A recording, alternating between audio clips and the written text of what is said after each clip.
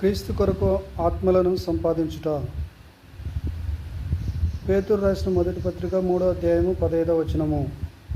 నిర్మలమైన మనస్సాక్షి కలిగిన వారై మీలో ఉన్న నిరీక్షణను గూర్చి మిమ్మును హేతువు అడుగు ప్రతి వానికిని సాత్వికముతోనూ భయముతోనూ సమాధానము చెప్పుటకు ఎల్లప్పుడూ సిద్ధముగా ఉండి మీ హృదయముల యందు క్రీస్తును ప్రభువుగా ప్రతిష్ఠించుడి. సహజముగా సువార్త ప్రకటించుటకు అవకాశం రానప్పుడు అవకాశాన్ని సృష్టించుకోవాలి. పరిశుద్ధాత్మ దేవుని మహిమపరచుచు చర్చి క్యాంపస్ అంతటా కదలమని దేవుణ్ణి అడగాలి. దేవుని కొరకైన ఆకలి దప్పిక కలిగి ఉండునట్లు ప్రజల కొరకు ప్రార్థన చేయాలి.